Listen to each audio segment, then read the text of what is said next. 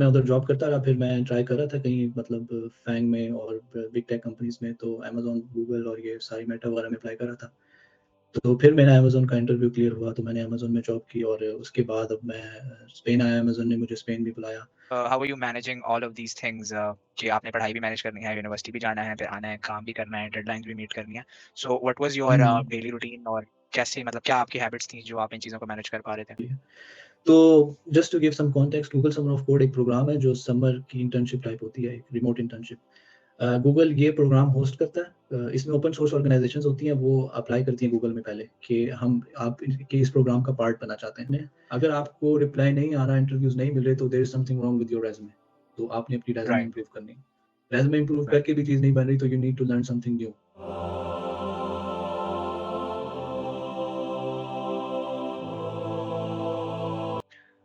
अस्सलाम वालेकुम and hello everyone, this is Syed Abdullah and you guys are watching Techcast by Syed. आज हम हाजिर हैं फिर से एक एक्साइटिंग एपिसोड के साथ। और आज के जो हमारे मेहमान भी हैं वो भी काफ़ी ख़ास हैं। He is a very you can say एक काबिल सॉफ्टवेयर इंजीनियर हैं।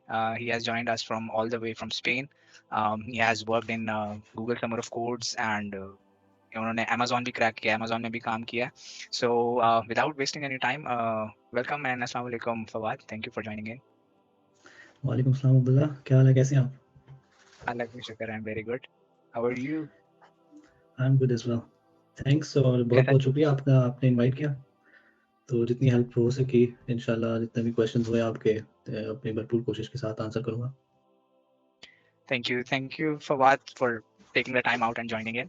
सो हुँ, हुँ। हम स्टार्ट करेंगे आपके ही जनरल इंट्रोडक्शन से, आप ही की ज़ुबानी। अगर आप अपने आप को इंट्रोड्यूस करना चाहें इन टर्म्स ऑफ के किन-किन चीज़ों पे आप काम कर चुके हैं, in terms of your tech stack और even if you wanna mention the companies as well. Yes sure. So मेरा नाम फवाद है और मैं यूटी टेक्सला का ग्रेजुएट हूँ, 2020 का ग्रेजुएट हूँ और यूनिवर्सिटी टाइम से पहले मैंने एफएससी से थोड़ी-सी कोडिंग स्टार्ट कर दी थी। उसके बाद यूनिवर्सिटी में मैंने मतलब शुरू मैंने जावास्क्रिप्ट से किया, उसके बाद थोड़ा-सा बैकएंड को भी हाथ लगाया, नोड.जेएस वगैरह।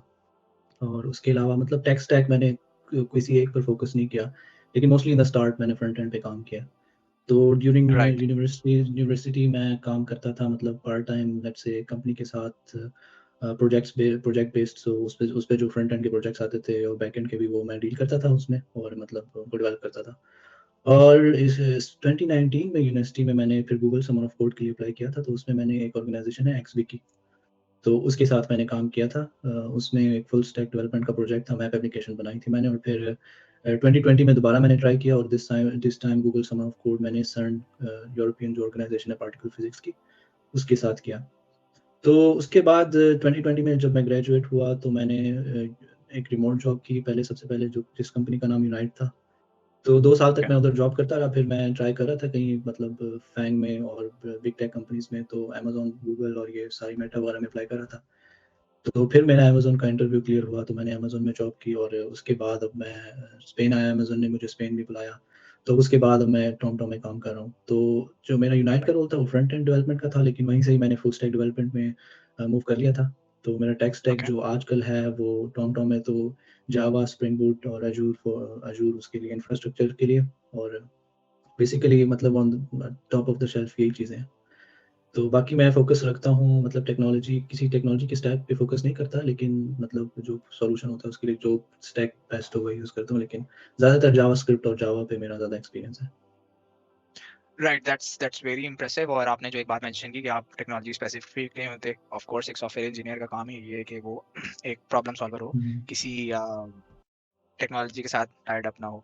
ओके, तो अच्छा, इसको अब हम जो है ना थोड़ा-सा ऐसे करते हैं कि हम आपकी जर्नी भी थोड़ी-थोड़ी साथ जो है वो कवर करेंगे और फिर आपसे ऑफ कोर्स रिकमेंडेशंस या अ, एक अच्छा पाथ जो आप समझते हैं to become a software engineer, उसको भी हम एक्सप्लोर करेंगे। So I want to go back in past, ठीक है? और पास्ट में हम जाएँगे और ये बात है तब की कि जब फवाद यूनिवर्सिटी में एंटर हो रहे हैं।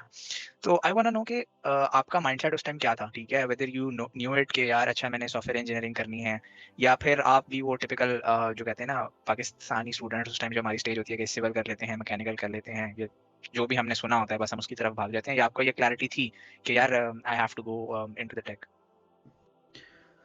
तो एक इंटरेस्टिंग क्वेश्चन है ये, मतलब सबका एक डिफरेंट पाथ होता है। मेरा भी था मतलब ये नहीं था कि शुरू से ही मैंने डिसाइड किया था सॉफ्टवेयर इंजीनियरिंग करनी है, और एफएससी में जब मैं था तो मैं ज़्यादा ट्राई मेरी सिविल की थी क्योंकि मेरा आर्ट और आर्किटेक्चर की तरफ ज़्यादा ध्यान था, मतलब ज़्यादा इंटरेस्ट था और सिविल में मैं मुझे लग रहा था कि मतलब एक गुड और स्टेबल जॉब मिल सकती है आर्किटेक्चर वाली साइड पे। तो मेरा ये था कि सिविल करके फिर मैं मास्टर्स आर्किटेक्चर में करके फिर वो उसको परस्यू करूँ। तो उस टाइम मैं एफएससी में भी मैं कर रहा था सॉफ्टवेयर के कुछ काम। मैं ग्राफिक डिज़ाइनिंग करता था, मतलब 10th क्लास से मैंने फर्स्ट ईयर में भी काफ़ी चीज़ें सीखी और की भी। तो ओके, उसी दौरान मैं फिर वेब वेब डेवलपमेंट की तरफ मूव हो गया। तो फ्रंट मैंने एचटीएमएल और सीएसएस सीखी सीखी से फर्स्ट ईयर की गर्मियों की छुट्टियों में और उसके बाद मतलब मैंने थोड़ी-सी वेबसाइट्स डेवलप की। मेरे जो एक रिलेटिव्स हैं कुछ, उनके साथ मैंने काम किया इन चीज़ों पे। तो उस टाइम ओके, तक मेरा माइंडसेट यही था कि मैं सिविल इंजीनियरिंग करूँ और ये जो सॉफ्टवेयर इंजीनियरिंग है इसको साइड पे लेके चलूँ, क्योंकि जब वो 2015-16 में मतलब मैं तो कहता था हर गली में सॉफ्टवेयर इंजीनियर निकल रहे हैं, तो बंदा कुछ मतलब यूनिक करे और कुछ सही करे उस लिहाज से। तो बिल्कुल, तब इतना बूम भी नहीं था। लेकिन जी, जी, एग्ज़ैक्टली, तब इतना बूम भी नहीं था। तो उस टाइम फिर मतलब सॉफ्टवेयर इंजीनियर्स की इतनी वैल्यू भी नहीं थी ऑनेस्टली स्पीकिंग, कि मतलब अब तो काफ़ी आपके पास फॉरेन मार्केट का एक्सेस है, तो इसलिए काफ़ी अच्छी सैलरीज़ वगैरह और सब कुछ है, लेकिन पहले इस तरह का सिस्टम नहीं था। तो इसलिए तब तक तो मेरा यही माइंडसेट था। फिर मैंने जावास्क्रिप्ट सीखी सेकंड ईयर में, तब भी मेरा यही माइंडसेट था क्योंकि मुझे जावास्क्रिप्ट ऑनेस्टली सेकंड ईयर में समझ कुछ नहीं आई। फॉर लूप में मैं आके फँस गया और मैं फिर आगे मैंने छोड़ दी, मैंने उन गर्मियों की छुट्टियों में कंटिन्यू नहीं की फिर। तो फिर मैंने यूनिवर्सिटी जॉइन की, मेरा मेरा टॉप पे सिविल था, जो प्रेफ़रेंसेस होती है ना यूडी टेक्सला में, उसमें टॉप पे सिविल था, तो मेरे ख़्याल से सेकंड नंबर पे था सॉफ्टवेयर इंजीनियरिंग। तो ओके, पहले तो मेरा सॉफ्टवेयर इंजीनियरिंग में नाम आया क्योंकि उस टाइम तो सॉफ्टवेयर इंजीनियरिंग लो होती थी और सिविल और मैकेनिकल ऊपर होते थे। तो बिल्कुल, मेरा नाम नहीं आया सिविल में। तो मैंने सॉफ्टवेयर इंजीनियरिंग में ही एडमिशन ले लिया उस टाइम और फिर मुझे रियलाइज़ हुआ सॉफ्टवेयर इंजीनियरिंग में एडमिशन लेके कि this is something I want to do. Okay, क्योंकि मैं पार्ट टाइम, क्योंकि मैंने वहाँ पे ये नोशन डेवलप किया कि जो चीज़ आप फ्री टाइम में करते हो ना, that is something that you should be doing. तो फ्री टाइम में राइट, जैसे मैं सॉफ्टवेयर रिलेटेड चीज़ें करता था और मतलब मेरा most of the time computer के साथ ही गुज़रता था। तो मैंने फिर ये हुँ, डिसाइड किया कि मुझे कंप्यूटर ही परस्यू करनी चाहिए और मैंने फिर अपना सॉफ्टवेयर इंजीनियरिंग में एडमिशन फ्रीज़ करवा दिया था। तो राइट, जैसे एडमिशन लेने के बाद ये क्लैरिटी आई थी मुझे भी कि ये एक फ़ील्ड है जिसको मुझे परस्यू करना चाहिए, क्योंकि इसमें मेरा एक्सपीरियंस भी है और इस पे मुझे मतलब it's something that I enjoy, so yes. Right. अच्छा, तो ये जो आप बात कर रहे हैं कि आपने जो है फर्स्ट ईयर से ही जो है वो काम स्टार्ट कर दिया था, तो ये उस हुँ, हुँ। लेवल पे आपको एक्सपोज़र कैसे मिला था? मतलब आप आईसीएस वगैरह कर रहे थे या आपके कोई रिलेटिव या कज़िन्स वगैरह थे इस फ़ील्ड में ऑलरेडी? जी, जी। तो ये वेब का जो आपको एक्सपोज़र कैसे मिला उस टाइम? तो ये मैं कह सकता हूँ कि मेरा एक लेवरेज था ये काफ़ी अच्छा, मतलब एज़ एन इंडिविजुअल मुझे लेवरेज था कि मेरी ना खाला और मेरे खालू आईटी सेक्टर में काम करते थे। तो मेरी खाला ओके, ग्राफ़िक डिज़ाइनर थी, तो जब वो ओके, हमारे साथ ही रहती थी वो, तो मैं जब वो कर रही होती थी काम तो मैं उनके साथ बैठ के उनको देखता रहता था। फ़ोटोशॉप मैंने इसी तरह राइट, सीखी, कोई ट्यूटोरियल वगैरह तो नहीं देखा, जैसे वो करती थी काम तो उसी तरह मैं भी थोड़ी-सी डिज़ाइन्स वगैरह बना के प्रैक्टिस की, तो मुझे आ गई फ़ोटोशॉप। तो उनका काफ़ी इन्फ्लुएंस था, वो फ्रीलांसिंग भी करती थी, तो वो उनके जो क्लाइंट्स थे वो कुछ प्रोजेक्ट्स मुझे भी दे देती थी। तो फ्रंट एंड डेवलपमेंट भी ओके, इसी तरह स्टार्ट हुई क्योंकि वो कोडिंग उनको नहीं आती थी, तो मैं सीख रहा था, तो मैंने कहा आपके पास कोई प्रोजेक्ट्स है तो मुझे दे दिया करें। तो शुरू में तो मैंने राइट, मतलब काम सीखना था, तो I didn't care about money और एनीथिंग, तो मैं कहता था मैं फ्री में भी कर दूँगा, मुझे काम सीखना है तो मुझे बताएँ कि क्या हो सकता है। तो फिर मैं उनको प्रोजेक्ट्स करके देता था, पेमेंट भी करती थी वो मुझे, मतलब तो हमारी काफ़ी अर्से ये कोलैबोरेशन चली है यूनिवर्सिटी के बाद भी और यूनिवर्सिटी में भी। तो इस तरह वाओ! ये काफ़ी अच्छा लेवरेज जो मैं कहता हूँ बहुत से लोगों के पास नहीं होता। ये मेरे खाला और खालू बिल्कुल। दोनों हमारी पूरी फैमिली के लिए काफ़ी अच्छी इंस्पिरेशन थे कि उनके थ्रू हमने काफ़ी काफ़ी कुछ सीखा। आईटी सेक्टर में इंट्रोड्यूस किया उन्होंने हमें, कह सकते हैं आप। बिल्कुल, दैट्स वेरी इम्प्रेसिव कि आपको उसी लेवल पे जो है वो इतना एक्सपोज़र मिल गया। अच्छा, अब बेसिकली अब आप आ गए यूनिवर्सिटी में, आपने मेंशन किया, आपने सॉफ्टवेयर में अपना जो है फ़ीस करवा दिया और उसमें एडमिशन ले हुँ, लिया। हुँ। तो how was your experience in UET Taxila in terms of software engineering and let's just be very honest about that experience. तो आपका वो 4 हुँ, हुँ। सालों का एक्सपीरियंस वहाँ पे कैसा रहा?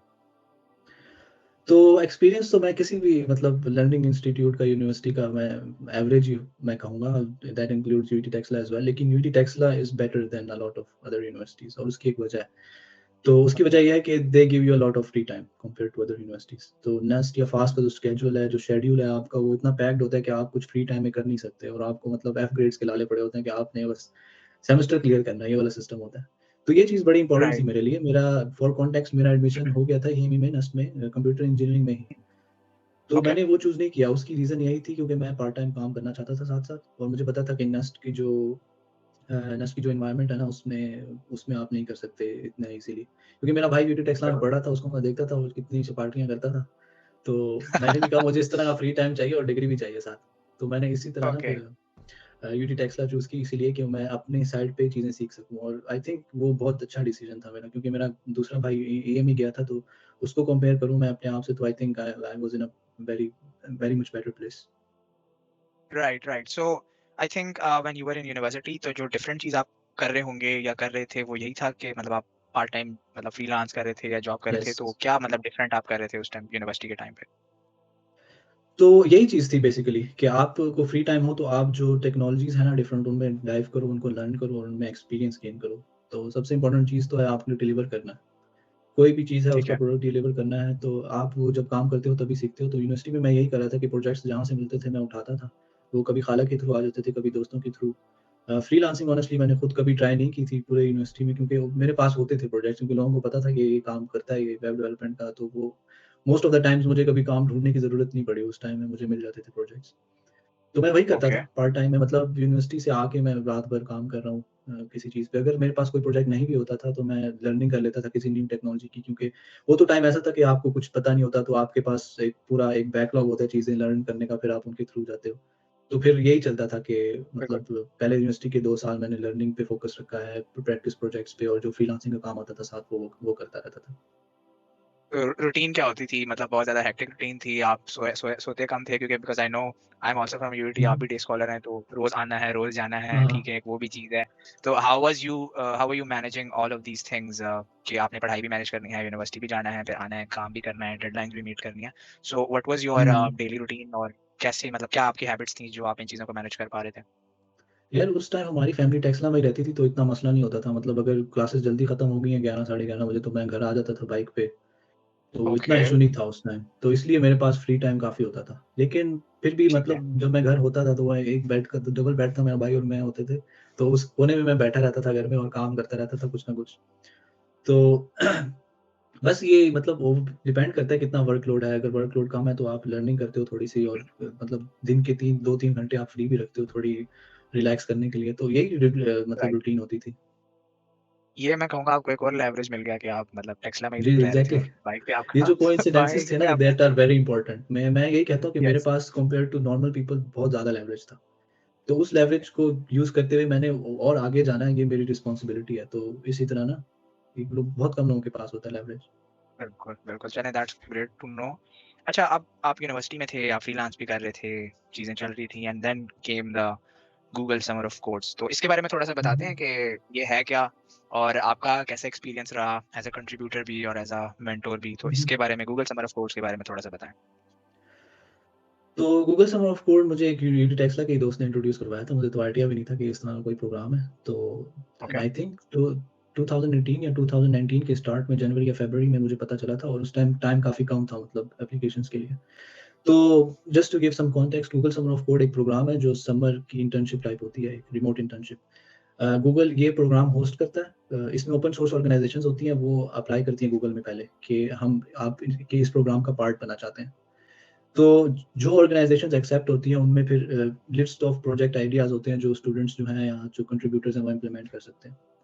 तो वो ठीक सारा है। डाटा कंपाइल करके कंपनीज़ अप्लाई करती हैं, फिर गूगल समर ऑफ कोड ना आई थिंक मार्च या अप्रैल में एक लिस्ट मतलब जारी कर देता है, जिसमें सारी ऑर्गनाइज़ेशंस होती हैं, जो गूगल समर ऑफ कोड में पार्ट ले रही हैं।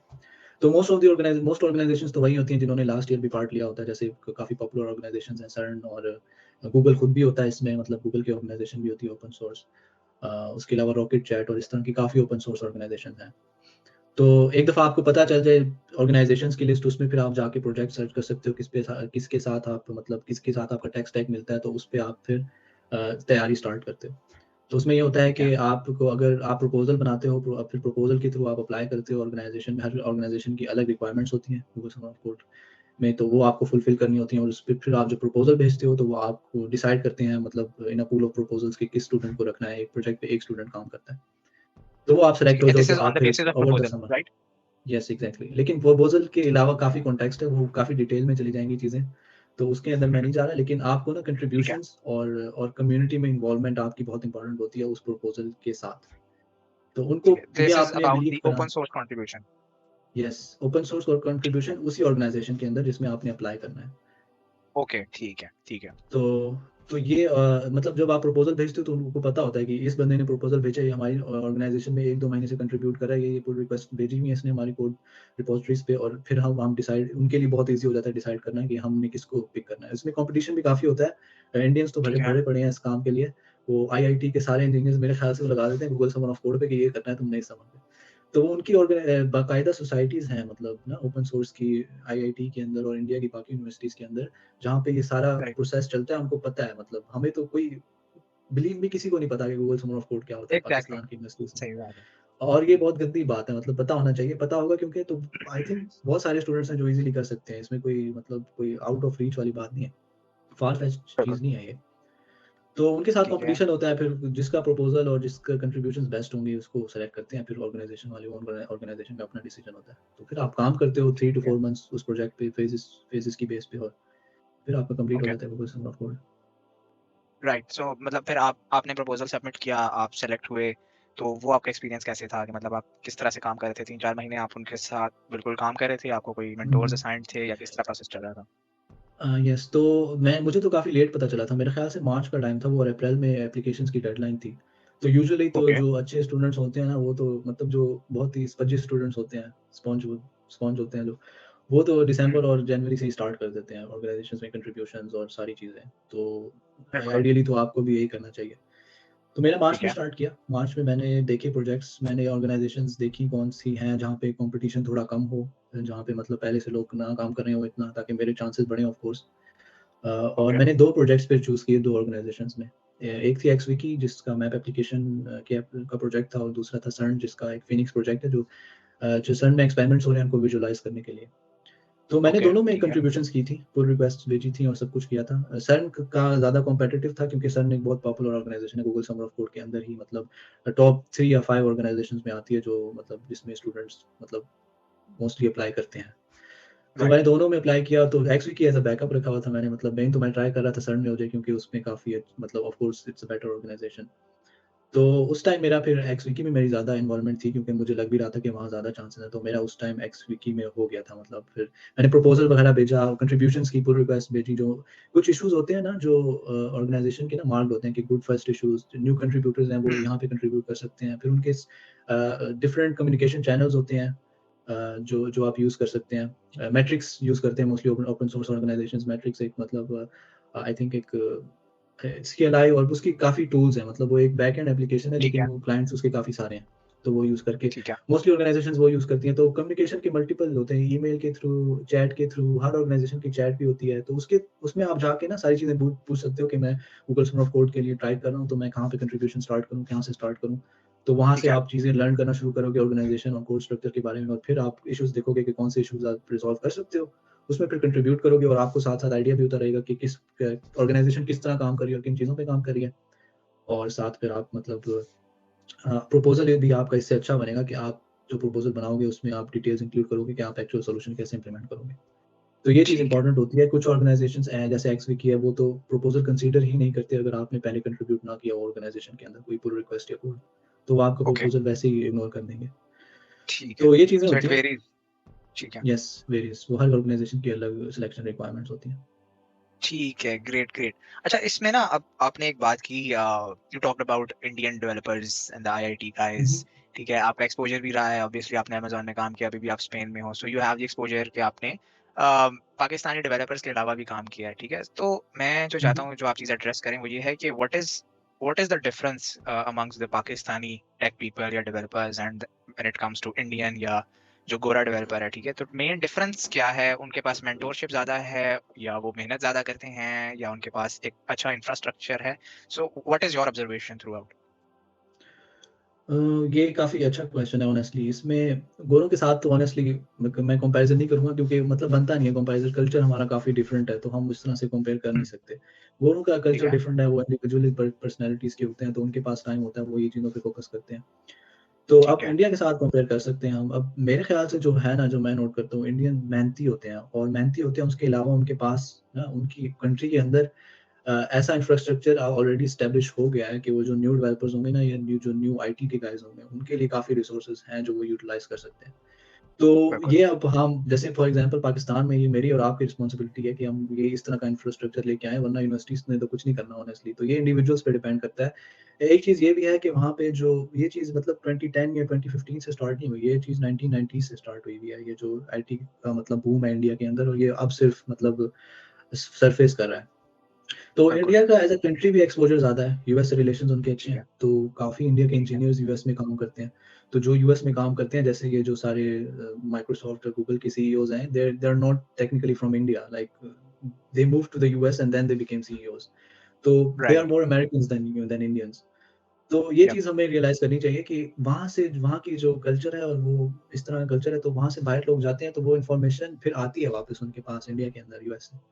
तो इस इन्फॉर्मेशन को यूज़ करके उन्होंने अपना infrastructure over the past decades इस तरह का कर लिया है कि अब across the board mostly students को पता होता है कि क्या करना है।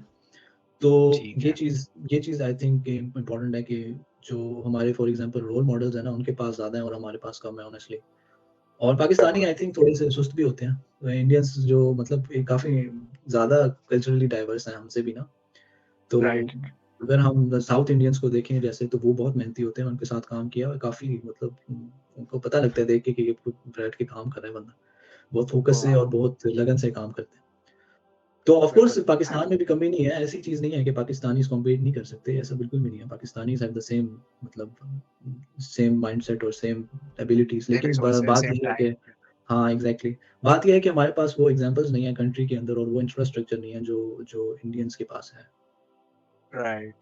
बिल्कुल सही बात है ऑब्वियसली एंड आई नो कि जब हम यूनिवर्सिटी में भी थे, तो हम जब किसी टॉपिक को सर्च करते थे, तो इंडियन यूट्यूबर्स की वीडियोज़ आती यस, थी एग्ज़ैक्टली। और वो हम जैसे ही होते थे, हमसे कुछ बड़े होते थे और हम उनकी वीडियोज़ देख के जो है चीज़ों को अंडरस्टैंड कर रहे होते थे। तो हमारी आई थिंक डिग्रीज़ में इंडियन यूट्यूबर्स का भी बहुत बड़ा यस। कंट्रीब्यूशन है। वो गोरों की डिग्रियों में भी बहुत कंट्रीब्यूशन है इंडियंस का, सिर्फ हमारी नहीं। नो दैट इज़ या that is very I think inspiring और हमें ऑफ कोर्स उनसे सीखना वैसे भी चाहिए। ओके, अच्छा अब हम इसमें थोड़ा-सा एक बात एक्साइटिंग मैं पार्ट के बारे में बात। ऐड जी, करूँगा जी, जो ज़रूर। मतलब हमें एज़ इंडिविजुअल्स करनी चाहिए कि जो हमारा इंडिया और पाकिस्तान का रिलेशन है ना, वो बेटर होना चाहिए। मतलब एज़ इंडिविजुअल्स हमें कम्युनिकेट करना चाहिए इंडिया के साथ। मतलब मैं तो कहता हूँ यूरोप बिल्कुल, जैसा सिस्टम हो साउथ एशिया का, कि आपस में ट्रैवल कर सकें। इससे बहुत डाइवर्सिटी और बहुत नॉलेज ट्रांसफर होता है, और मतलब अगर ऑफ इंडिया कोर्स। से लोग आएँगे पाकिस्तान कुछ भी करने, क्योंकि बिज़नेस अपॉर्च्युनिटीज़ बहुत ज़्यादा है। मैं तो कहता हूँ कि इंडिया का कोई स्टार्टअप उठा के पाकिस्तान में कॉपी पेस्ट कर दो, तो वो चल जाएगा उसी तरह जिस तरह इंडिया में चल रहा है। तो सही बात है। ये चीज़ें ज़रूरत है हमें कि इंडिया के साथ हमारी रिलेशनशिप्स अच्छी होनी चाहिए। और मतलब एक जो डेफ़िनिटली, एंटागनिस्ट वाला एनवायरनमेंट बनाया हुआ है, वो तो बिल्कुल हेल्थी नहीं है पूरे रीजन के लिए। तो ये एक लास्ट चीज़ मैं ऐड करना चाहता था। बिल्कुल। नहीं, नहीं आप अच्छा है आपने पॉलिटिकल बात भी कर ली बिकॉज़ आई थिंक वो एक बड़ी मार्केट है और उसमें आई यस, गेस फ़ायदा भी ज़्यादा हमारा है because there is a lot to learn in terms of economy as well. ठीक है? वो एग्ज़ैक्टली। सारा टेक उधर आके बैठ गया है, उनकी टेक मार्केट बहुत बड़ी है, ठीक है? तो मेरे ख़्याल से मतलब जितनी अपॉर्च्युनिटीज़ ये रिलेशनशिप अच्छे होने से निकल सकती हैं, we can not even imagine it. Yes, so exactly. Okay अच्छा अब हम नेक्स्ट चीज़ पे चलते हैं जो कि एक्साइटिंग चीज़ है, मेरे लिए भी काफ़ी एक्साइटिंग चीज़ है, वो है कि आपने अमेज़न का इंटरव्यू प्रोसेस जो है वो क्रैक किया। So I want to know hmm, hmm. About that part कि मतलब वो आपका कैसा एक्सपीरियंस था? आप उसके लिए पहले प्रिपरेशन कर रहे थे साथ-साथ, ठीक है? कि मतलब मैंने फैंग को आपने मेंशन भी किया पहले कि मैं फैंग को टारगेट कर रहा था, ठीक है? हुँ, तो एक हुँ। तो ये बता दें कि आप किस तरह प्रिपरेशन कर रहे थे? एक तो जॉब है आपकी, वो तो जॉब है, ठीक है? उसके अलावा मतलब हुँ, आप हुँ। लीड कोड या हैकर रैंक इस तरह की कोई चीज़ कर रहे थे? और इसके बाद अमेज़न का इंटरव्यू प्रोसेस कैसा था? कितने स्टेजेस थे and how was that your experience? सही, मुझे 2 मिनट देना, टाँगे सीधी कर लो। ठीक है। Sure, sure, sure. तो एक्चुअल में मैं टारगेट कर रहा था, मतलब मैं रिमोट जॉब कर रहा था। तो 1 साल ठीक है। बाद जब मैंने रिमोट जॉब की है, एक तो मेरी इंस्पिरेशन मेरा एक दोस्त था जो मुझे गूगल समर ऑफ कोड के थ्रू मिला था, पाकिस्तानी ही। तो हमने पाकिस्तानी ठीक उन्हें है। 6 बंदे थे जो 2019 में सिलेक्ट हुए थे। तो हमने एक ग्रुप ओके। बनाया हुआ था। तो उनके साथ कम्युनिकेशन भी चलती रहती थी, क्योंकि वो भी काफ़ी मतलब एक एबल इंडिविजुअल्स थे सारे। तो उनमें से एक बंदा ना मेटा में काम कर रहा है, उसने मेटा में इंटर्नशिप की थी, पाकिस्तान से ही इंटर्नशिप मिली थी उसको। आई थिंक 2019 की बात है, 28 की, गूगल समर ऑफ कोड की, मेरे ख्याल से नेक्स्ट ईयर। तो राइट। उससे काफ़ी इंस्पिरेशन मिली। वो बताता था चीज़ें कि क्या चीज़ें हैं, क्या करना है, क्योंकि डाटा स्ट्रक्चर्स में आई सक्ड ऑनेस्टली, मैं बहुत बुरा था डाटा स्ट्रक्चर्स में। मुझे ज़हर लगते थे। मेरा एक प्रोग्रामिंग का सब्जेक्ट है जिसमें मेरा सी माइनर है, और वो है डाटा स्ट्रक्चर्स एंड एल्गोरिथम्स।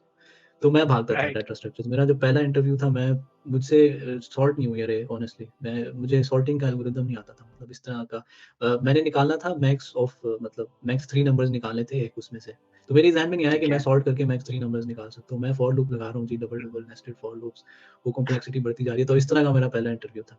मैं भागता था हमेशा और मैं कहता था जो ऑर्गनाइज़ेशंस डेटा स्ट्रक्चर्स को देखती है, वो उसमें मैं जाना ही नहीं चाहता क्योंकि वो मतलब डिलीवर्स और प्रोडक्ट्स पे फ़ोकस नहीं करती। तो ये एक माइंडसेट था जो मतलब एक ये मेरी वीकनेस थी बहुत बड़ी। ये मेरी वीकनेस थी जो मुझे लिमिट कर रही थी बहुत ज़्यादा। मैं ऑनेस्टली जब मैं यूनिवर्सिटी में था तो मैंने नहीं सोचा था कि मैंने गूगल या अमेज़न के अंदर जॉब करनी है या फिर कुछ और करना है। फिर तो उसपे मैंने जब इंटरव्यू में मुझे मतलब बहुत प्रॉब्लम्स होती थी, तो मैंने रिकॉग्नाइज़ किया कि ये मेरी एक बहुत बड़ी वीकनेस है कि मैं मतलब डेटा स्ट्रक्चर्स के इंटरव्यूज़ क्लियर नहीं कर सकता हूँ। तो उस टाइम पे मैं एक दोस्त था जो इंटर्नशिप की जिसने मेटा पे वो फिर जॉब भी करा था, उसके बाद उसने जॉब कंटिन्यू की उधर। तो उसे गपशप लगती रहती थी, उसने मुझे यही बात बताई कि यार ये एक दफ़ा करने वाली चीज़ है, तू एक दफ़ा ये चीज़ कर ले तो उसके बाद you are done with it. मतलब एक दफ़ा आपने अपनी वीकनेस कॉन्कर कर ली तो उसके बाद आपको बार-बार करने की ज़रूरत नहीं है। तो फिर मुझे ये चीज़ हिट हुई कि मतलब मुझे इस पे फ़ोकस करना चाहिए, ये मेरी एक ही वीकनेस है तो इसको मुझे ओवरकम करना है सूनियर या लेटर क्योंकि बाद में जाके प्रॉब्लम्स क्रिएट हो सकती हैं इसी की वजह से। तो फिर मैंने ना डेटा स्ट्रक्चर्स और एल्गोरिदम्स लर्न करना स्टार्ट किए। मैं जॉब कर रहा था साथ-साथ, 1 साल हो गया था मेरी जॉब को हुँ, तकरीबन। तो फिर मैंने आराम से ना डेटा स्ट्रक्चर्स के हुँ, एक मतलब किसी से प्रोग्रामिंग वाली वेबसाइट थी, उस पे डेटा स्ट्रक्चर्स की ट्यूटोरियल थे, वो मैंने लिए। उसमें अंडरस्टैंड किए सारे डेटा स्ट्रक्चर्स, ठीक मुझे है। समझ आई काफ़ी चीज़ों की। तो उस पे फिर मेरी काफ़ी चीज़ें क्लियर हुई। उसके बाद मैंने फिर लीड कोड पे प्रिपरेशन स्टार्ट कर दी और मैंने लीड कोड पे प्रिपरेशन स्टार्ट की थी जो जो टीम ब्लाइंड की 75 लीड कोड क्वेश्चंस वाली लिस्ट है ना, उसको फॉलो करते हुए। तो अगर आप गूगल करें ना ब्लाइंड ठीक है, 75 तो वो एक ठीक 75 है, क्वेश्चंस हैं जो कैटेगराइज़ हुए हुए हैं अपने मतलब डिफरेंट डिफरेंट क्या कहते हैं उनको एल्गोरिदम्स और डिफरेंट डाटा स्ट्रक्चर्स के ऊपर और अगर आप वो 75 क्वेश्चंस कर लेते हैं तो you are good to go for most of the interviews. तो उसमें से भी मैंने तो डायनामिक प्रोग्रामिंग स्किप कर दी थी क्योंकि वो काफ़ी हार्ड टू अंडरस्टैंड थी। लेकिन उसका भी एक कोर्स है जो लाइक यूट्यूब पे कोर्स है अगर आप वो अंडरस्टैंड कर लो डायनामिक प्रोग्रामिंग तो वो भी आपका इश्यू नहीं होगा। तो मैंने फिर उस लिस्ट को फ़ॉलो किया 75 क्वेश्चंस उसमें से 70 क्वेश्चंस मैंने किए उनको फिर मतलब वो करके ना मैं काफ़ी कॉन्फिडेंट हो गया कि मुझे अब डेटा स्ट्रक्चर्स और एल्गोरिदम्स आना शुरू हो गए हैं। तो इस सारे प्रोसेस में ना तकरीबन 5, 6, 7 महीने इस तरह लगे थे। और एक इम्पॉर्टेंट चीज़ जो मैंने मिस ठीक है। की, मैं चाह रहा था कि मैं पहले प्रिपरेशन कंप्लीट करके फिर अप्लाई करना स्टार्ट करूँ जॉब्स पे, लेकिन आपको ये करना चाहिए कि आप जब प्रिपेयर कर रहे होते हो तभी आप इंटरव्यूज़ पे अप्लाई करना स्टार्ट कर दो। तो ये एक चीज़ इम्पॉर्टेंट होती है। ठीक है, तो इसमें ये था राइट। फिर कि 6-7 महीने मतलब इस प्रिपरेशन में लगाए, उसके बाद अप्लाई करना शुरू किया। तो अप्लाई में भी काफ़ी हुँ, ज़्यादा अप्लाई करना पड़ता है आपको। अब मेरी रेज़्यूमे में गूगल समर ऑफ कोड था, तो मुझे थोड़ा था कि इंटरव्यूज़ मिल जाते थे मतलब और ये बूम भी हुँ, चल रहा था ऑनेस्टली ये मेरी लक भी थी 2020 के स्टार्ट में कि 2022 के स्टार्ट में कि उस टाइम काफ़ी कंपनीज़ हायर कर रही थी मतलब बिग टेक बहुत हायर कर रही थी उस टाइम ये हुँ, कोविड के बाद की बात है थोड़ी-सी। तो बिल्कुल। तब मैंने अप्लाई किया था अमेज़न में और फेसबुक में और गूगल में ये 3 मैं टारगेट करा था मोस्टली। तो बाकी तो मुझे कहीं इंटरव्यू नहीं मिला, मुझे एक मिला था गूगल का इंटरव्यू मिला था फ्रंट एंड इंजीनियरिंग का मतलब वो हंगरी की पोज़ीशन थी। तो ठीक है, उसमें मैंने अप्लाई किया था, वो मेरा नहीं क्लियर हुआ था, वो फ़ोन स्क्रीन ही मेरा रिजेक्ट हो गया था। हालाँकि मैंने प्रॉब्लम सॉल्व कर ली थी जो उन्होंने दी थी, लेकिन that was okay, apparently not good enough तो वो वहाँ से ओके, रिजेक्शन आ गई थी मुझे। तो वो हंगरी की ओके, भी थी पोज़ीशन और वो मतलब फिर वो मतलब इतनी अच्छी पोज़ीशन नहीं थी, तो I was not too disheartened लेकिन गूगल इज़ गूगल ओके, तो फ़ील तो होता है। तो उसके राइट। बाद मैंने एक और अमेज़न का इंटरव्यू भी दिया। अमेज़न का भी एक हुँ, फ्रंट एंड डेवलपमेंट का इंटरव्यू था क्योंकि उस टाइम तक मेरा ज़्यादा एक्सपीरियंस फ्रंट एंड पे ही था। ठीक तो है, वो भी मैंने इंटरव्यू दिया, तो वो मेरा क्लियर नहीं हुआ, हालाँकि उसमें भी मैंने प्रॉब्लम आई थिंक सॉल्व कर ली थी क्योंकि वो रिएक्ट का इंटरव्यू था, उसमें उन्होंने डाटा स्ट्रक्चर्स के क्वेश्चन्स नहीं पूछे, काफ़ी मतलब मेरे लिए भी एक शॉकिंग सी बात थी कि बिग टेक में हुँ, वो एक टेक स्टैक का इंटरव्यू ले रहे हैं। तो अच्छा, उसमें भी मेरा नहीं हुआ, फिर मेरे दोबारा अमेज़न में एक और इंटरव्यू हुआ, सॉफ्टवेयर ठीक डेवलपर है, इंजीनियर 1 की पोज़ीशन पे, मिड की ओके, पोज़ीशन थी वो। तो ओके, वो मैंने फिर क्लियर कर लिया था, मतलब मेरी 3rd ट्राई थी तकरीबन बिग टेक के इंटरव्यूज़ की, तो मैंने क्लियर किया था वो। ओके, तो ये सारा प्रोसेस था, डाटा स्ट्रक्चर एल्गोरिदम्स लर्न करना इसमें बहुत इम्पोर्टेंट है, आपने अपनी वीकनेसेस कॉन्कर करनी है और उसके अलावा बिहेवियर पे भी आपने फोकस करना है, बिहेवियरल क्वेश्चंस भी उतने ही इम्पोर्टेंट होते हैं जितने टेक्निकल क्वेश्चंस होते हैं। ओके। तो ये तो मैं अगर ज़्यादा डिटेल्स आप कहते हैं तो दे देता हूँ, लेकिन ये बहुत लंबी गप हो जाएगी, गपशप हो जाएगी कि नहीं, नहीं, इसमें क्या इसमें चीज़ होगी। आप अगर अमेज़न के जो स्टेजेस थे हुँ, कोडिंग हुँ। राउंड्स थे या कितने स्टेजेस में आपका जो है वो इंटरव्यू जो है वो फाइनलाइज़ हुआ था? तो अमेज़न में पहले हर बिग टेक का ना पहले फ़ोन स्क्रीन इंटरव्यू होता है और फिर ऑन साइट इंटरव्यूज़ होते हैं जो उस टाइम रिमोट ही हो रहे थे, वरना वो फ्लाई करते हैं आपको कंट्री के अंदर जिसमें पोज़ीशन और फिर इंटरव्यूज़ लेते हैं। ओके, तो फ़ोन स्क्रीन तो हर घर में होती है, तो सबसे पहले तो फ़ोन स्क्रीन इंटरव्यू हुआ, तो अमेज़न का जो भी इंटरव्यू होता है, उसका एक ही फ़ॉर्मेट होता है 30 मिनट्स फॉर बिहेवियरल क्वेश्चंस और 30 मिनट्स फॉर टेक्निकल क्वेश्चंस। और टेक्निकल ओके, क्वेश्चन में एक प्रॉब्लम होती है जो आपने डाटा स्ट्रक्चर्स की या कोई और सॉल्व करनी होती है। तो ठीक है, अमेज़न में उनके लीडरशिप प्रिंसिपल्स और behavioural questions are equally important to technical questions. तो टेक्निकल क्वेश्चंस और बिहेवियरल क्वेश्चंस को आपने इक्वली प्रिपेयर करना है और टेक्निकल ठीक क्वेश्चंस है, आपने इस तरह आंसर करने हैं, सॉरी, बिहेवियरल क्वेश्चंस आपने इस तरह आंसर करने हैं कि आपने स्टार मेथड यूज़ करना है, आपने सिचुएशन बतानी है, फिर आपने बताना है कि टास्क क्या था जो आप जिसके आप रिस्पॉन्सिबल थे, और फिर आपने बताना है आपने एक्शन क्या लिया उस टास्क के अगेंस्ट, और फिर आपने बताना है उसका इम्पैक्ट क्या था, उसका रिजल्ट क्या था। तो इम्पैक्ट ठीक बिग है, टेक में बहुत इंपॉर्टेंट होता है, ये आपने ध्यान में रखना है। कोई भी चीज़ की हो उसको आपने मतलब नंबर्स की फॉर्म में पेश करना है ताकि उनको पता चले कि एक्चुअल चीज़ आउटपुट आई क्या। ठीक है, तो ये चीज़ें होती हैं बिहेवियरल क्वेश्चंस में, ये पूछते हैं, वो इस तरह के क्वेश्चंस पूछते हैं कि tell me about a time when you had a conflict with your colleague, tell me about a time when you were not able to meet a deadline and how did you deal with it. इस तरह के ठीक है, questions होते हैं सारे। तो ठीक है, वो आपको फिर इन लीडरशिप प्रिंसिपल्स के थ्रू जो अमेज़न के हैं काफ़ी, मतलब 10-12 हैं, ओनरशिप है, फ्रूगैलिटी है, कस्टमर ऑब्सेशन है, इसके अगेंस्ट आपने वो आंसर करने होते हैं इनको ज़हन में रखते हुए। ठीक है, तो वो एक चीज़ है जो most of the developers at least Pakistan में इतना कॉमन नहीं है कि लोग बिहेवियरल क्वेश्चंस पे फोकस करें। यहाँ पे बहुत कॉमन है, मतलब यूरोप में भी और यूएस में भी हर इंटरव्यू में 2 पार्ट्स होते हैं, एक बिहेवियरल और एक टेक्निकल। ठीक तो है, फ़ोन स्क्रीन का भी यही फॉर्मेट था, 30 minutes for behavioural, 30 minutes for technical. तो एक दफ़ा ठीक आप है, फ़ोन स्क्रीन क्लियर कर लो, उसके बाद आपका एक ही दिन में ऑन साइट इंटरव्यू होता है। तो ऑन साइट राइट, इंटरव्यू में आपके 4 इंटरव्यूज़ होते हैं। मेरे 4 ठीक है, हुए थे, आपके 5 भी हो सकते हैं, 3 भी हो सकते हैं, depending on the position and location और मैनेजर और एनीथिंग एवरीथिंग एल्स। तो बढ़िया, उसमें मेरा ये था कि 2 मतलब टेक्निकल कोडिंग, बल्कि 3 टेक्निकल कोडिंग के इंटरव्यूज़ थे। इसमें अब कैटेगरीज़ आ जाती हैं डिफरेंट। एक ठीक है, प्रॉब्लम थी, स्ट्रक्चरल प्रॉब्लम थी। स्ट्रक्चरल, आप कोड को स्ट्रक्चर कैसे करते हो? मतलब ये ओके, इसमें डिज़ाइन पैटर्न्स और जो सॉलिड प्रिंसिपल्स हैं ऑब्जेक्ट ओरिएंटेड प्रोग्रामिंग के, बेस्ट ये आपने यूज़ प्रैक्टिसेस, करके एग्ज़ैक्टली हुँ, वो बेस्ट प्रैक्टिसेज़ यूज़ करनी होती हैं। तो ये भी ध्यान में रखना है, डिज़ाइन पैटर्न्स और सॉलिड प्रिंसिपल्स और ऑब्जेक्ट ओरिएंटेड प्रोग्रामिंग आपको अच्छी तरह से आनी चाहिए। ठीक है, उसके अलावा नेक्स्ट था, वो दूसरा प्रॉब्लम थी जो नॉर्मल एल्गोरिथमिक प्रॉब्लम थी एक। दूसरा ओके, इंटरव्यू था वो, या तीसरा था, I don't exactly remember. Okay, चौथी थी एक लो लेवल डिज़ाइन की प्रॉब्लम। तो अगर आप सीनियर पोज़ीशन के लिए इंटरव्यू कर रहे हो तो हाई लेवल डिज़ाइन देते हैं, और अगर जूनियर के लिए कर रहे हो तो मतलब एसडी1 के लिए कर रहे हो तो लो लेवल डिज़ाइन। तो लो लेवल डिज़ाइन में आपको वो ऑब्जेक्ट डायग्राम्स बनानी होती हैं, जो रिलेशंस बताने होते हैं डिफरेंट ऑब्जेक्ट्स के दरमियान, और लो लेवल पे आप एक चीज़ कैसे डिज़ाइन करोगे, एक प्रॉब्लम को कैसे राइट, सॉल्व करोगे। राइट, चौथा इंटरव्यू आई थिंक वो भी कोडिंग का ही था, मतलब वो नहीं था, मतलब ये ऑब्जेक्ट ओरिएंटेड डिज़ाइन वाला और लो लेवल डिज़ाइन वाला तो एक टूल होता है ड्रॉ वाला, उसके ऊपर था। बाकी सारे कोडिंग के ऊपर थे। मेरे ख़्याल से चौथा था, द 2 सॉरी, 2 एल्गोरिथमिक प्रॉब्लम्स थी, एक स्ट्रक्चरल प्रॉब्लम थी, जिसमें आपने कोड का स्ट्रक्चर देख रहे थे वो, और वो लॉजिक के ऊपर नहीं देख रहे थे बिल्कुल भी, और चौथी ऑब्जेक्ट ओरिएंटेड डिज़ाइन का इंटरव्यू था। और इन सब राइट, इंटरव्यूज़ में 30 minutes for behavioural questions, 30 minutes for technical questions. तो ये प्रोसेस ठीक है। होता है पूरा, फिर वो 1 हफ्ते के अंदर आपको बता देते हैं कि आप कितने पानी में हो।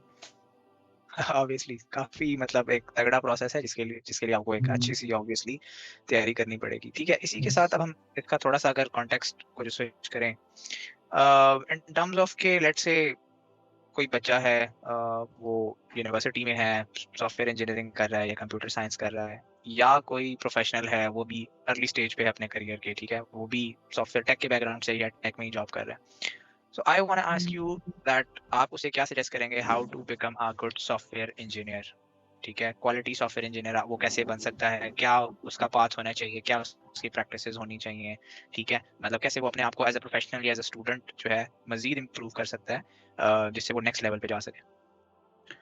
यार मेरी तो सबके लिए एक ही मतलब रिकमेंडेशन है, इंजीनियर्स जो है ना, तो उनको होना चाहिए प्रॉब्लम सॉल्वर। वो ठीक अपनी है, रियल लाइफ में भी इम्प्लीमेंट कर सकते हैं ये चीज़, और अपनी प्रोफेशनल लाइफ में भी। तो ठीक सबसे है, पहले आपकी जो कोई भी प्रॉब्लम है ना लाइफ की या फिर टेक्निकल, आपने सबसे पहले उसको एनालाइज़ करना है कि प्रॉब्लम क्या है, इसको क्लैरिफ़ाई करना है कि क्या प्रॉब्लम है, इसके मतलब प्रॉब्लम को अंडरस्टैंड करना है, एनालाइज़ करना है। फिर आपने देखनी है अप्रोचेज़ कि आपकी क्या अप्रोचेज़ हैं इस प्रॉब्लम को सॉल्व करने की। उसके प्रोज़ एंड कॉन्स देखते हैं, क्या अप्रोच, कौन-सी अप्रोच से क्या होगा। ये आप रियल लाइफ में भी अप्लाई कर सकते हो, टेक्निकल लाइफ में भी अप्लाई कर सकते हो। फिर आप सॉल्यूशन इम्प्लीमेंट करोगे जो आपको अप्रोच बेस्ट लगेगी वो वाला, और उस पे स्टिक ठीक करोगे है, आप, ये नहीं है कि you will back back down. उस पे स्टिक करोगे, रहोगे, उस पे कंसिस्टेंट रहोगे और वो प्रॉब्लम सॉल्व करोगे फिर। तो इसमें फ्लेक्सिबिलिटी भी हो सकती है कि आपको कोई चीज़ पहले ना पता हो, पता लगी हो, तो you should change directions eight that time, और आपको हमेशा लॉन्ग टर्म में सोचना चाहिए। तो ठीक मेरा है, यही है कि जो भी आप प्रॉब्लम लेते हो, सबसे पहले आप अपने आप को एनालाइज़ करो, आपके क्या इंटरेस्ट्स हैं, किस चीज़ में आप काम करना चाहते हो। आप फॉर एग्ज़ाम्पल 10 साल एक चीज़ पे काम कर रहे हो, तो are you happy with that? कि आप राइट, आप 35 इयर्स ओल्ड हो गए हो तो आप उसी चीज़ पे काम कर रहे हो तो आप खुश हो या फिर आप बर्न आउट हो, तो वो आपने एक चीज़ सेलेक्ट करनी है कि किस डायरेक्शन में मूव करना है। हो सकता है back and software development, front end software development, वो डिज़ाइनिंग हो सकती है, वो आर्किटेक्चर हो सकता है, वो इंफ्रास्ट्रक्चर हो सकता है, डेवऑप्स हो सकता है, वो कुछ भी हो सकता है। तो ठीक है, अगर आपका दिल है कि आपको सब कुछ आना चाहिए, जैसे मैं कहता हूँ कि मैं एक सॉफ्टवेयर इंजीनियर हूँ जो कोई भी प्रॉब्लम दे दो मैंने सॉल्व करनी है। तो मैं ठीक है, कहता हूँ कि मतलब I should be the best, मेरी ये अप्रोच होती है। तो मेरा कोई एक बिल्कुल, एक फ़ोकस नहीं होता, लेकिन एट वन टाइम मैं एक ही फ़ोकस रखता हूँ, ताकि चीज़ें कॉन्फ्लिक्ट ना करें। ठीक तो है, ये आपने डिसाइड करना है कि किस डायरेक्शन में आपने जाना है, फिर आपने अप्रोचेज़ देखनी है कि कहाँ से लर्निंग करनी है आपने, क्या आपने चीज़ें देखनी है, कौन-सी रिसोर्सेज़ आप यूज़ कर सकते हो। फिर आपने उसको इम्प्लीमेंट करना शुरू कर देना है कि आपने एक अप्रोच चूज़ की, ये रिसोर्सेज़ आपने यूज़ करनी है, ये चीज़ें आपने लर्न करनी है, तो उसके ऊपर कंसिस्टेंट रहते हुए आप उस पे कंसिस्टेंट रहो, वो काम करो, मेहनत करो, उसके ऊपर तो उसका फल ज़रूर मिलेगा। राइट, ठीक है। आपने अभी मतलब अमेज़न के इंटरव्यू प्रोसेस के बारे में काफ़ी डिटेल से बात की, तो अगर आप जनरल टिप्स देना चाहें फॉर द इंटरव्यू प्रोसेस में रिज़्यूमे बिल्डिंग के लिए कि यार जनरली अगर आप पाकिस्तानी जॉब मार्केट में भी जा रहे हैं, तो ये मोटी-मोटी चीज़ें हैं, इनको आप ज़रूर देख लें। यार ये इसके ऊपर एक अलग पॉडकास्ट हो सकती है ऑनेस्टली, क्योंकि ये एक डिटेल्ड टॉपिक है इंटरव्यू वाला। क्योंकि ओके, पाकिस्तान में ठीक है, नोबडी नोज़ और नोबडी केयर्स अबाउट इंटरव्यूज़। सबसे ओके, पहले अंडरस्टैंड करने वाली बात ये है कि interview is different than the job. आपकी interviewing skills are totally irrelevant of the job. जब तक आपकी बिल्कुल, इंटरव्यूइंग स्किल नहीं होगी, तब तक आप जॉब एक्वायर नहीं कर सकते। हालाँकि वो इंटरव्यूइंग स्किल्स आपकी जॉब में काम नहीं आएँगी। ये राइट, बहुत इंपॉर्टेंट पॉइंट है जो पाकिस्तानी लोग अंडरस्टैंड नहीं करते। तो आपने ठीक अपनी है, इंटरव्यू स्किल्स अलग से डेवलप करनी है टेक्निकल स्किल्स के साथ। अब डाटा स्ट्रक्चर्स और एल्गोरिदम्स हैं, नोबडी यूजेस देम, और मतलब अमेज़न में मैंने काम किया, नोबडी केयर्स कि कौन-सा एल्गोरिदम अप्लाई कर रहे हो आप, नोबडी नोज़। वो टाइम कॉम्प्लेक्सिटी भी नहीं देखते, वो बस काम निकालना है उन्होंने, नोबडी केयर्स। मतलब ये सिर्फ़ इंटरव्यू राइट, तक है ये चीज़, उसके बाद बिहेवियरल फिर भी वो बाद में कंसीडर करते हैं, लेकिन टेक्निकली इतना रेलेवेंट नहीं होता। ऑफ कोर्स कुछ चीज़ें ओके, होती हैं, कुछ डोमेन्स होती हैं जहाँ पे रेलेवेंट होती है चीज़, लेकिन मेजरली नहीं होती। तो ठीक एक तो है, पहले ये चीज़ है कि आपने इंटरव्यू स्किल्स को सेपरेट रखना है अपनी टेक्निकल स्किल से, ताकि आप ठीक है, उन पे फ़ोकस करो। वरना आप कहोगे कि मैं टेक्निकली ये सीख लूँगा, तो इंटरव्यू में आप जाके ठुस हो जाओगे, क्योंकि उन्होंने तो पूछना ही नहीं कुछ और है। वो तो पूछ ही नहीं बिल्कुल, रहे रिएक्ट का, वो तो पूछ ही नहीं रहे एंगुलर का, वो तो पूछ ही नहीं रहे स्प्रिंग बूट का, वो तो पूछ रहे हैं जी ये सॉर्टिंग एल्गोरिदम बताओ, बबल सॉर्ट करके दिखाओ हमें, ये कैसे होगा? तो एक ये चीज़ फ़ोकस करनी है, आपने रिसोर्सेज़ गैदर करनी है कि इंटरव्यूज़ की कौन-सी रिसोर्सेज़ हैं जो आप यूज़ कर सकते हो।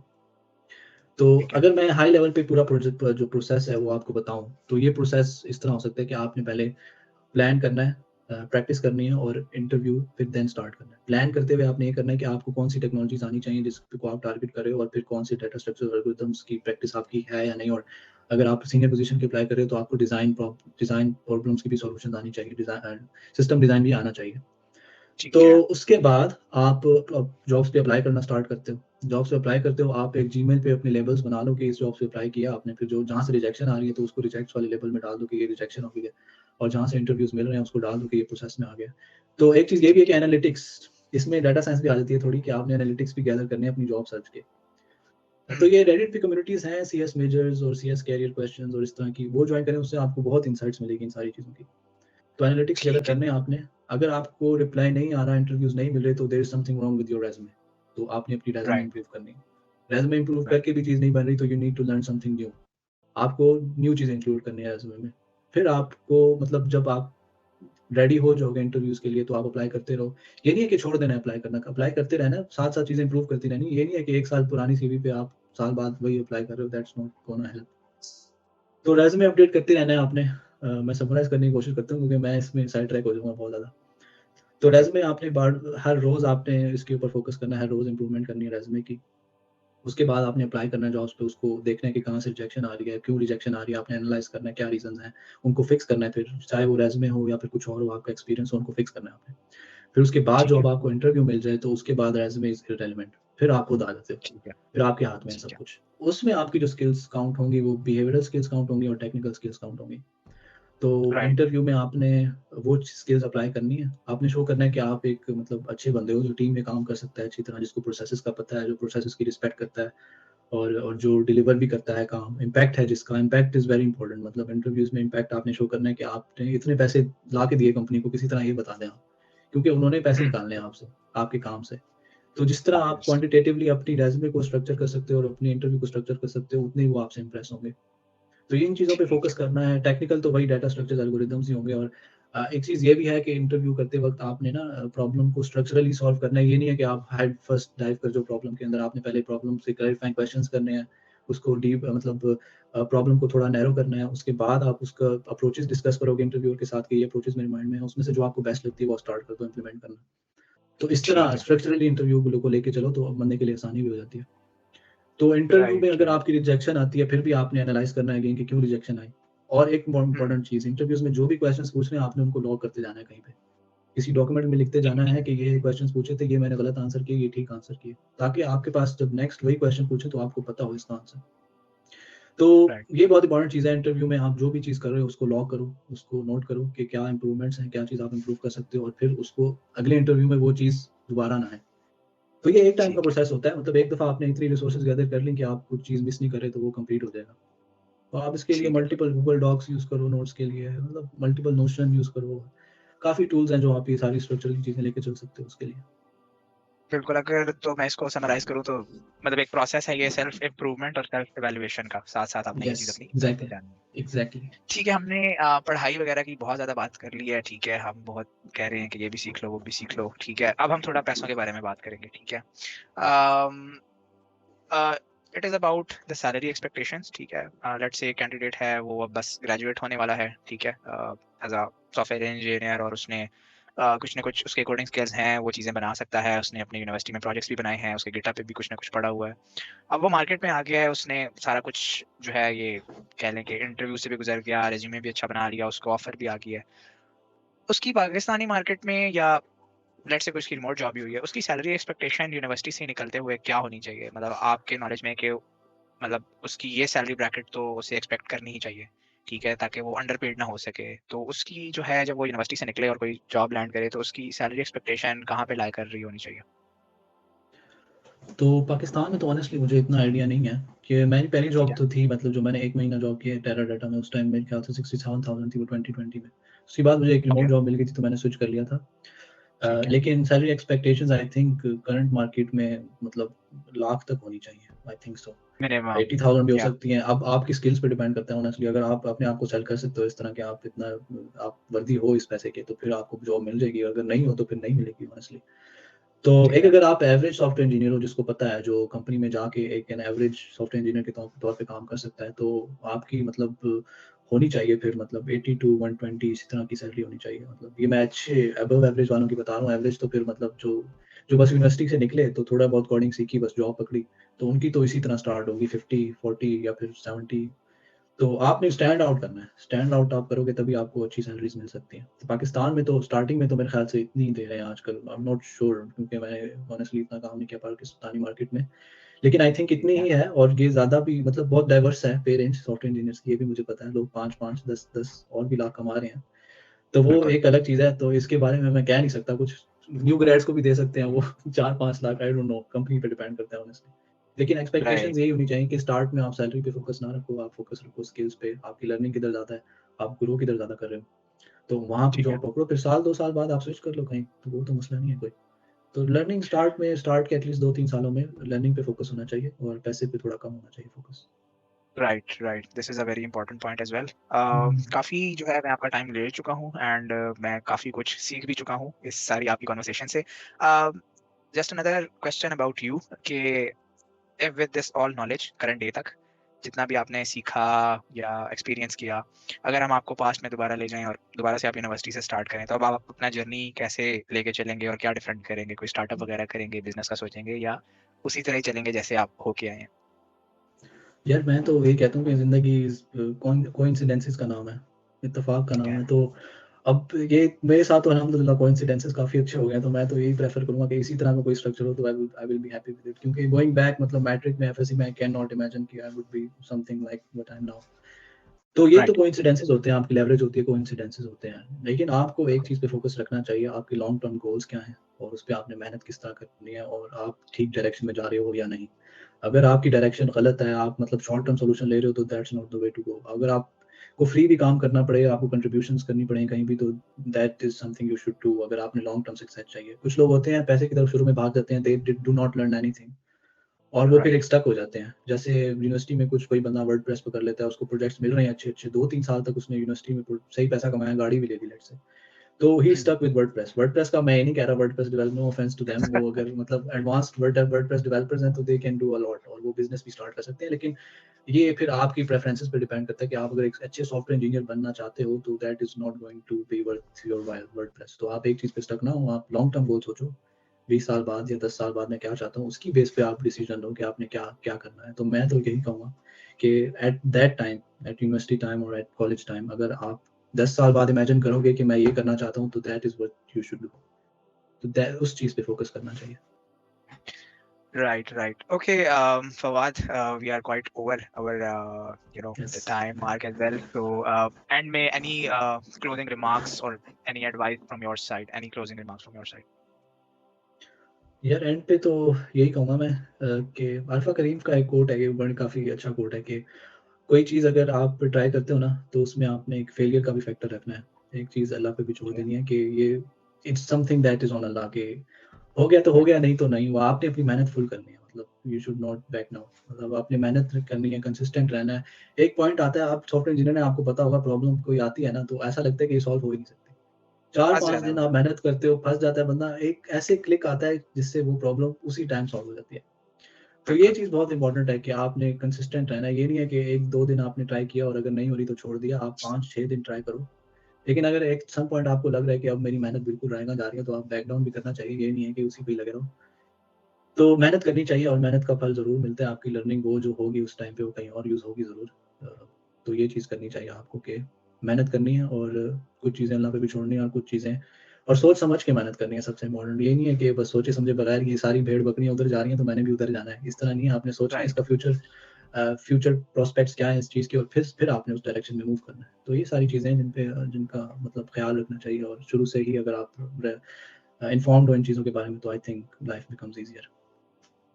Right. I'm gonna wrap this up. Thank you very much Fawad hmm, कि hmm. you took out the time और आपने अपना valuable time जो है वो मुझे दिया। So मैंने तो इस सारी conversation में काफ़ी कुछ learn किया। I hope our audience has a lot to learn from this as well. So जो देख रहे हैं नाज़रीन, हमें आप अपना feedback हमें comments की form में भी दे सकते हैं। And if you find this video valuable, you can share this video with your friends and family जो कि software engineering कर रहे हैं या कर चुके हैं। So this is Sayyid Abdullah signing off. Thank you very much for your time and keep watching TechCast by Sayyid. Allah Hafiz.